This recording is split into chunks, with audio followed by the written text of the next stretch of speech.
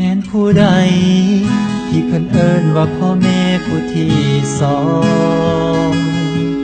ที่เพิ่นได้อบรมสั่งสอนวิชาความรู้ให้เฮาได้ห้ำเฮียนได้คิดเขียนได้อ่านได้ฮู้โอ้บุญคุณครูเป็นไงนักหนาถึงจะนานเท่าใดพระคุณของครูก็อดทนถึงลูกศิษย์จะดื้อจะสนครูทนต่อไปให้ลูกหลานเป็นคนดีให้เป็นคนมีระเบียบวินัยอยู่ภายในใจของครูมันสุดจะพรรณนาวันที่7 ตุลาเป็นวันครูของครูทุกคนนักเรียนทุกคนจงช่วยกันอุทิศน้ำใจ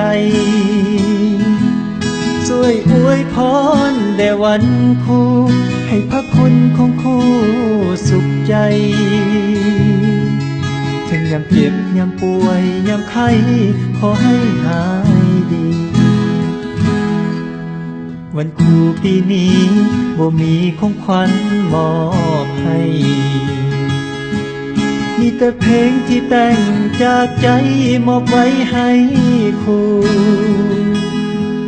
ฝากสำเนียงเป็นคำอวยพรให้พ่อแม่ผู้ที่สองรับรู้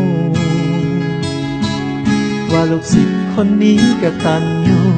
ต่อครูทุกคน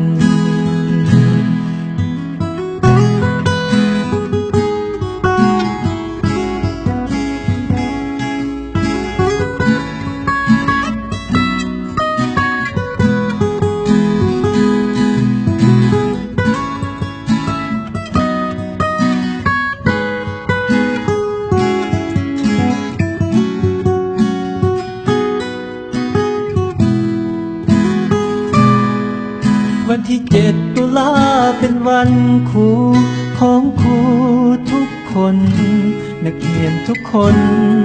ต้องช่วยกันอุทิศน้ำใจช่วยอวยพรแด่วันครูให้พระคุณของครูสุขใจถึงยามเจ็บยามป่วยยามไข้ขอให้หายดีวันครูปีนี้บ่มีของขวัญมอบให้มีแต่เพลงที่แต่งจากใจมอบไว้ให้ครูฝากสำเนียงเป็นคำอวยพรให้พ่อแม่ผู้ที่สองรับรู้ว่าลูกศิษย์คนนี้กตัญญูต่อครูทุกคน